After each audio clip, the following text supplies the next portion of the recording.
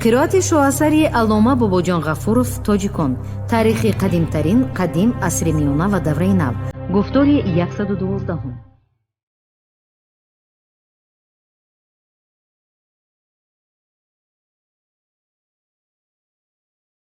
اثری تاجیکان شعله‌ای بود که به صفحه‌های تاریک و فراموش گشته تاریخ ملت تاجیک روشنی انداخته، پدیده‌های خودشناسی و افتخار ملی را تکمیل داد. پرزیدنت جمهوری تاجیکستان امام علی رحمان.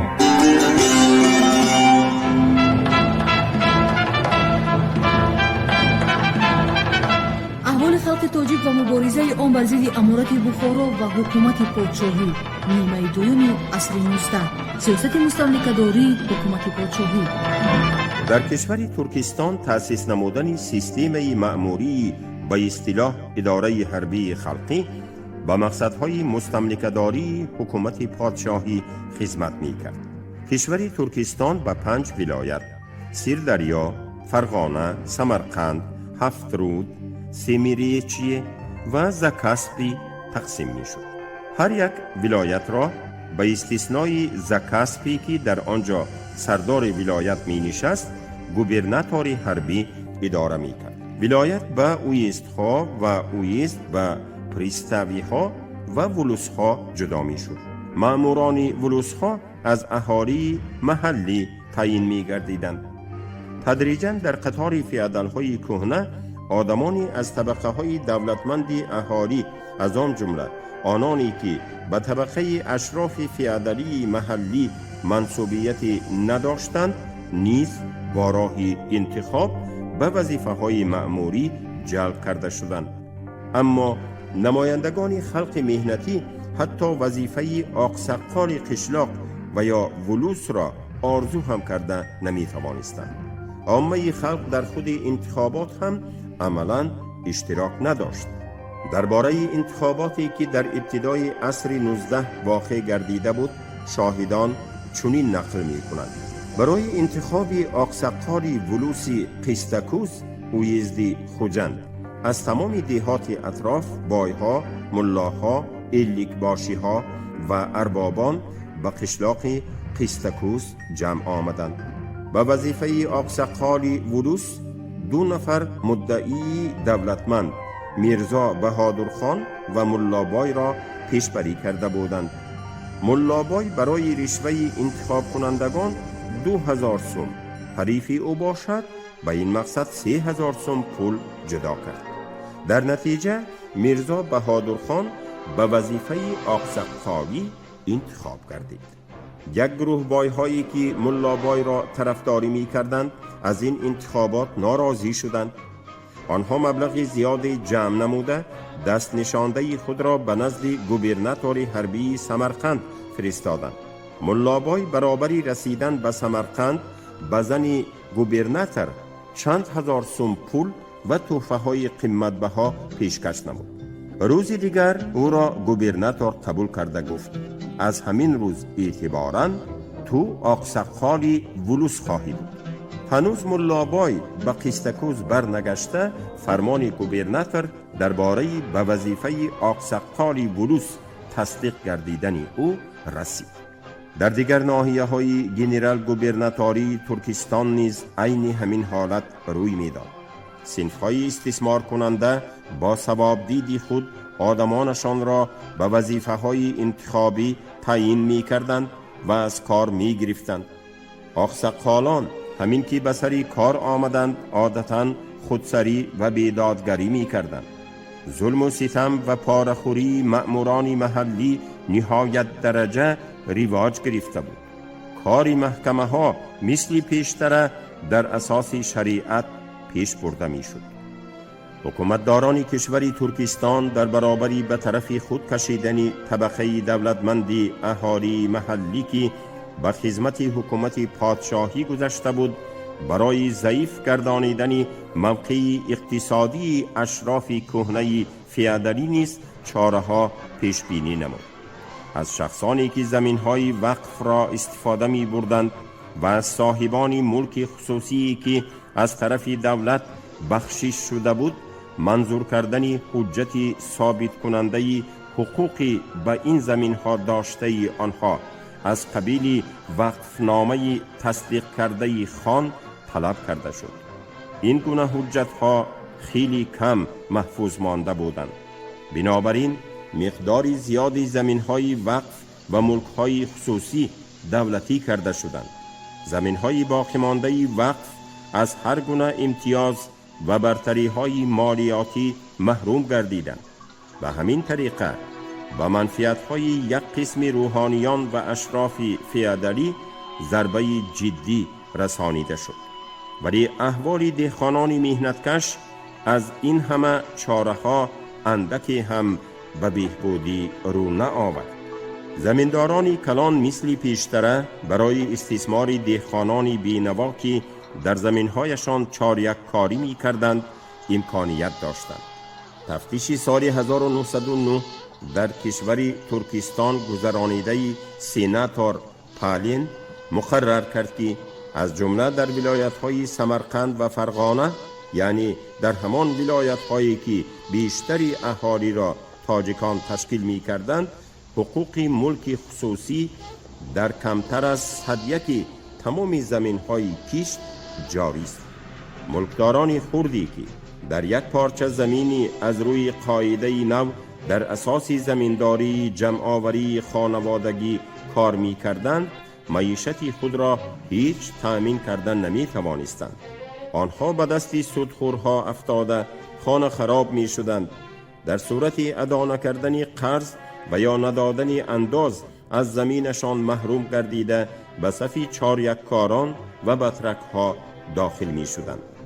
در برابر این از طرف حکومت پادشاهی جاری کرده شدن اصول حمایه‌کنی یکدیگر در ادای اندازها به محفوظ ماندن مناسبت‌های فیادالی و به اسارت سودخورها، فیادالان و مأموران گرفتار شدن دهقانان کمبغل باز هم بیشتر مساعدت نمود. حکومت پادشاهی در ساحه خواجگی آب که در زراعت آسیای میانه رالی خیلی مهمی بازید نیز کاملا طرفدار فیادالان و بایهای کلان بود. آنها تمامی منبعهای آب را به دست گرفته از بین خود میرابها تعیین می کردند و به این وسیله در قشلاق خوجین مطلق گردیده بودند. کاری نیمه فیادالی و نیمه غلامی اجاروی بیش از پیش عامه‌های وسیع دهقانان مفلس را که در زمین بایهای کلان چاریککاری و پنجیککاری می کردند فرا می گرفت. احوال آنانی که در کارخانه‌های خردی فبریک مانند کار می کردند به از این نبود. این کارخانه‌ها اسباب و جهازات ناچیز داشتند و شرایط کار آنها کس را به دهشت می آورد. کار تا 12-16 ساعت طول کشیده، روزی همگی 40-60 مزد داده می شد. در زبادهای پخته عادی ترین واسطه های محافظت سلامتی حتی هوا تازه کنک های عادی نبودند. بسیار کارگران دچار درد سیل می شدند. منزل کارگران نیز نهایت بد بود. صاحبان کارخانه ها به کارگران آذوقه پوسیده و گندیده می دادند و از مزد ناچیزی آنها پولی زیادی می ستاندند و خلص فایده کلان به دست می آوردند.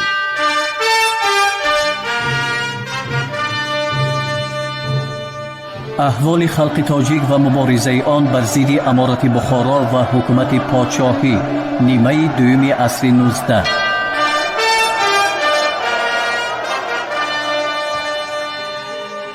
احوال کاسبان. در سالهای اولی بعدی بررسی همراه شدن آسیای میانه، کاسبی به اندازه رواج یافت. سبب همین بود که در آسیای میانه شماره عسکر و افیسران ارمی پادشاهی خیلی افزود. برای تأمین آنها باشد همه چیز را از روسیه می آوردند که این هم گران می افتید و هم برای کشاندن اینقدر چیز نقلیات نمی رسید. برای علاج کار حکومت پادشاهی قرار داد که بگذار سلطنت و افیسرها بعضی چیزهای لازمه را از کاسبان محلی خرند. انا این بود که کاسبی به اندازه جان گرفت. در سالهای من بعد در ساخت صناعت کاسبی دیگرگونی هایی شدند، یعنی بعضی خصوصیت های مناسبت های کپیتالیستی به آن نفوذ کردند. استحصالات بیش از پیش به خود صورت استحصالات مال را می گرفت. این پدیده را در مرکزهای کلان کاسبی در شهرها مثلا در بخارا روشن دیدن ممکن بود. در بخارا قریب 100 ساحه کاسبی وجود داشت.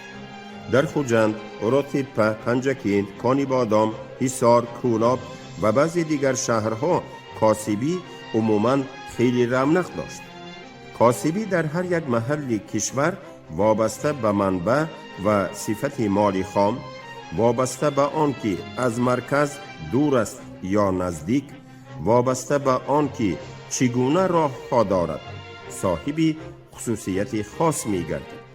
در محلهای بلندکوه بخارای شرقی کسبهای خانگی معمول تر بود که در این شکل کاسبی معاملات بین استا و استعمالگر، یعنی بین مال فروش و مالگیر، فقط به توسط ناتور انجام می یابد.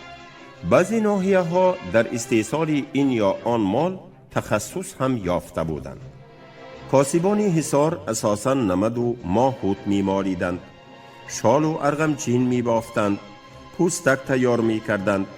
ناحیه های غربی این محل در علاچه بافی، کرسان تراشی، سبد بافی، خورجین دوزی، جوراب بافی نام برآورده بود. شاف و شمشیر و کاردهای کارگران قرطاخ شهرتی بلند داشت.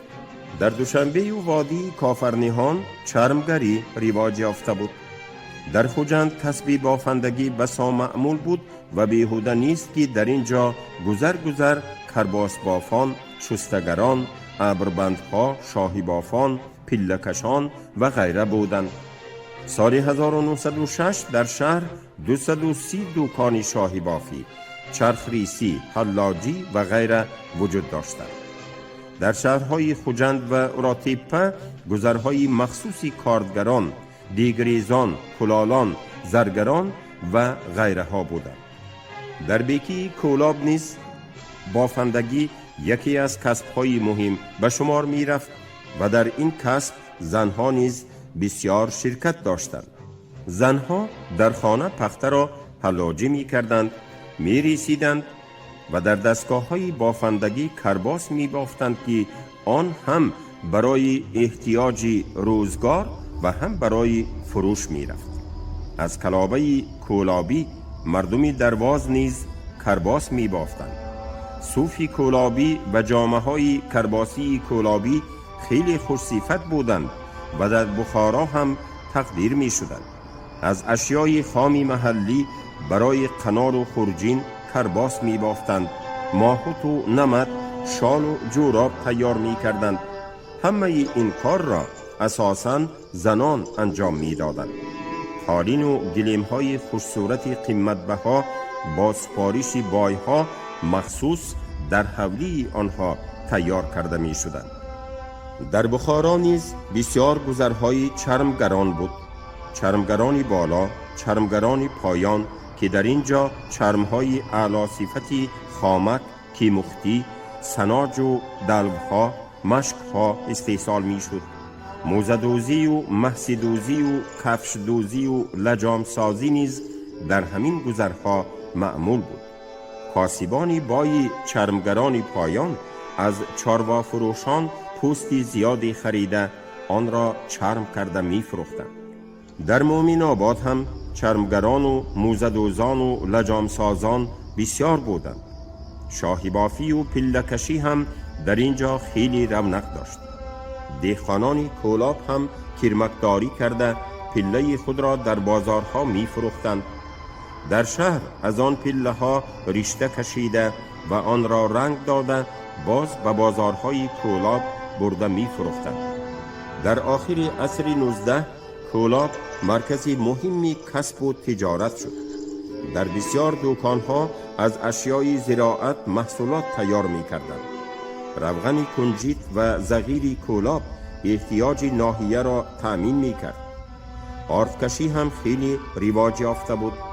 اسلحه سازان ملتق و شمشیر، کاردگران کاردها می ساختند. محصول کاری میسگران تمام طلبات مردم این محل را تأمین کرده در جایهای دیگر هم به فروش می رفت. کسب و کاسبی در حصار هم بسا معمول بود. غیر از کرباس و یراق و اسلحه و مصنوعات چرمگری، در اینجا هم الاچه می بافتند که شهرت زیادی داشت و بعضی نمودهای آن خیلی قیمت هم می ایستادند. مثلا بهای 2 توب یک نوع آن 20 سوم بود. آهنگران محلی به درجه بلند تخصص داشتند. آنها نعل، کلند، داس، تبر، تیر چرخ آسیا و غیره می ساختند. کلالان حصار، خصوصا زنان ماهری کوهستان که با کلاری شغل داشتند، در عمل اسباب و ابزار عادی را کار فرمایند هم با ظرفهای سفاری تمام ناحیه حصار و ناحیه های همسایه را هم تأمین می کردند. از آخر عصر 19 سر کرده در بین شهرهای این ناحیه از جهت رواج تجارت و صناعت تدریجاً دوشنبه به مد اول برآمد. شاید یکی از سببهای این همین هم باشد که بیکی حصار آن را باششگاه تابستانی خود قرار داده بود. از جمله اهالی دوشنبه بسیار بافندگان، آهنگران، زینگران و چرمگرانی ماهر بودند. برابر آباد شدن راه‌های تجارت و سودا، مال کاسبان تاجیک بیش از پیش در بازارهای خارج بخارای شرقی به فروش می رفتند. استحصالات سیرساهای کاسبان بخارای شرقی با مصنوعات بداشت و نظرربای استایان و چیوران گلدست خود شهرت عظیم یافته بود. در مصنوعات آنان همان عنعنه‌های انعکاس می یافتند که تاریخ بسیار هزار ساله داشتند. به این معنا استحصالات کاسبان اهمیت مخصوص دارد، ولی همچون صرف استحصالات بسیار نقص و علتها داشت و حتی برای همان دوره‌ای که مورد تدقیق قرار دارد کهنه شده بود. استحصالات دوره فیودالیسم که در چارچوبه رساله ها و جمعیت های کاسبان محدود بود، در همان شکل کهنه عنعنوی خود مانده در مدت مدید هیچ دیگر نشده بود.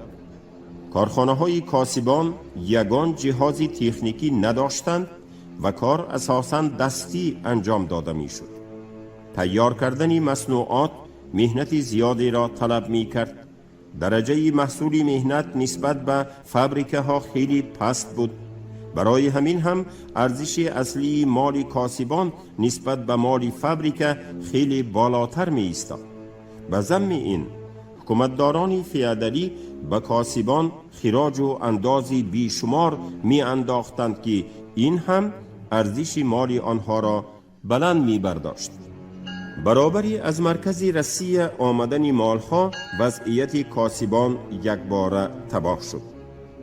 در مرحله اول صاحبکاران روس، صاحبان فابریکه، زواد، سوداگران کلان طلبات بازارهای آسیای میانه را به تفصیل آموختند و انواع مال خود را محض به همین طلبات مناسب و موافق نمودند. دیری نگذشته از روسیه به بازارهای آسیای میانه چیت‌های گلدار، چاینک و پیاله و کاسه و طبقهای چینی، مصنوعات میسین، سوزن، صابون، کراسین، چرچینواری بر این مالهای فابریکی آمدن گرفتند که نرخ آنها از نرخ مال کاسبان محلی خیلی پستر بودند، زیرا در فابریکه تیار کرده می شدند. در اولهای سال 1910 مالهای روسی تمامی بازارهای آسیای میانه را زیر کرده گرفتند و اکثری مالهای کاسبان محلی را تنگ کرده برآوردند. پیش از همه کسب بافندگی سخت شکست یافت. شاهدان نوشتند که چیت الوان روسی، متاهای کتانی و لیفی و جوتی روسی مخصوصاً نقص به فروش می رفتند. مصنوعات بافندگی از 2/3 واردات مالهای روسی بود.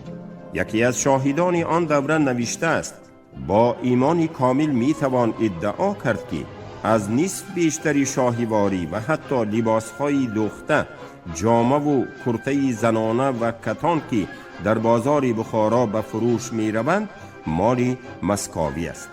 بازار مصنوعات آهنی، سیم، میخ، غلبه های آهنی خیلی تیز شد. اسباب های چینی و میسین هم نقص به فروش می رفتند. ملتق های روسی و دیگر یرق و اسلحه روسی خیلی اعتبار پیدا کرد. بازار سوزنگران تهجایی کساد شد. خریداران صابون قیمت و بدصفتی جایداری را مانده صابون‌های ارزان و خوشبوی روسی را می خریدند. بسیار کاسبان مجبوراً ترک کسب کردند. در کشور بیکاری و بینوایی زیاد می شد، ولی در عین حال به کارخانه‌های صناعتی بخارا عنصرهای کپیتالیستی با زور و شدتی تمام سر می درآوردند.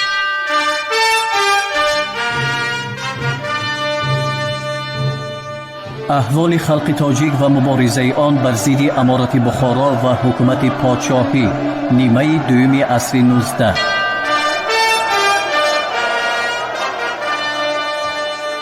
وضعیت عامه خلق در کشور ترکستان و امارت بخارا در نتیجه بررسی همراه شدن آسیای میانه، شکل‌های عصر میانگی خواجگی بیش از پیش ویران گردید. در سالهای 80 نفوس شهرها افزوده، نخستین کارخانه‌های صناعتی به وجود آمدند. در داخل فئودالیسم مناسبت‌های کپیتالیستی تا رفت قوت می‌گرفت. مهنتکشان تاجیک، ازبک، ترکمن، قرغیز و دیگر خلق‌هایی که تحت استثمار فئودالان محلی، روحانیان ارتجاع پرست، بایها و سودخورها قرار گرفته بودند، پس از آسیای میانه را استیلا کردن حکومت پادشاهی دچار جبر و ظلم علاوگی عملداران حکومت پادشاهی، تاجران و سودخوران بیرون گردیدند. پس از بررسی همراه شدن آسیای میانه، دیری نگذشته در خوجند فابریکه های نچندان کلانی کارکرد اشیا گشاده شدند که آنها را هم صاحبکاران روس و هم بایهای محلی تأسیس می دادند. سال 1870 فابریکه پیله کشی گشاده شد.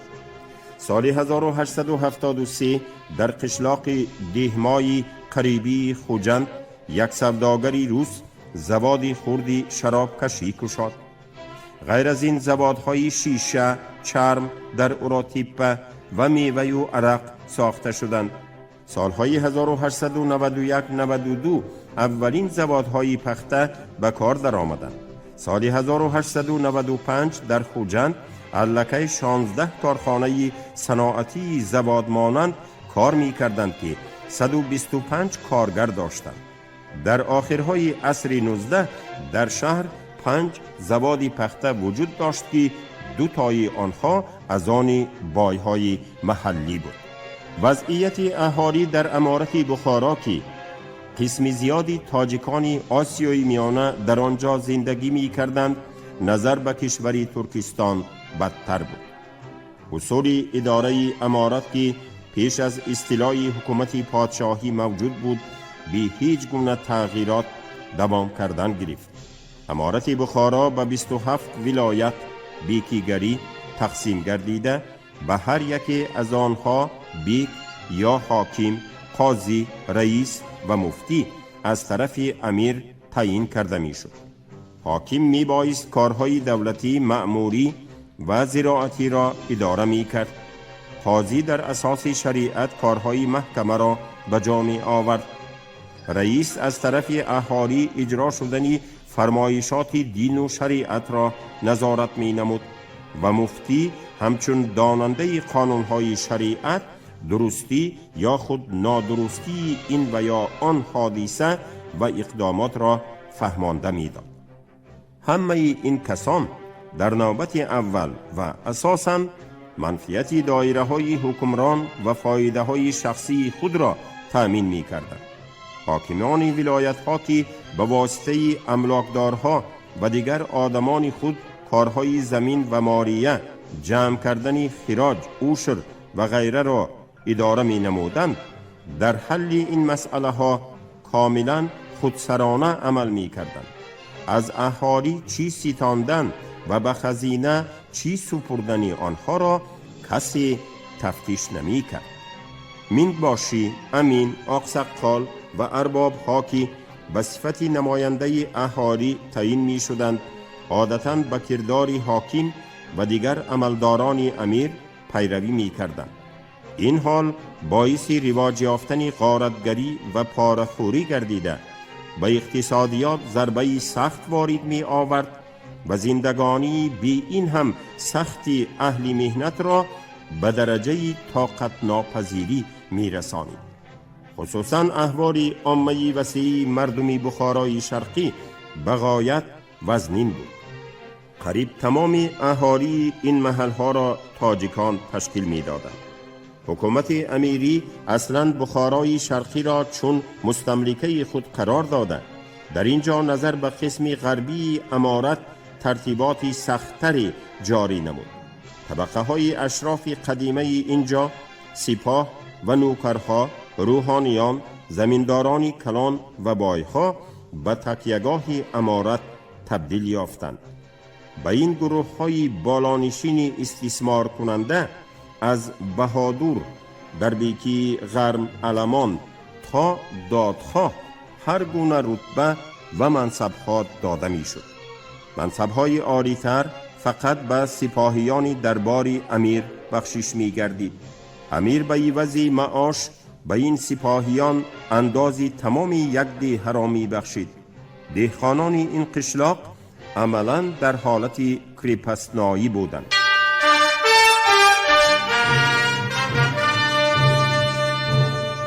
احوال خلق تاجیک و مبارزه آن بر ضد امارت بخارا و حکومت پادشاهی نیمه دوم عصر 19.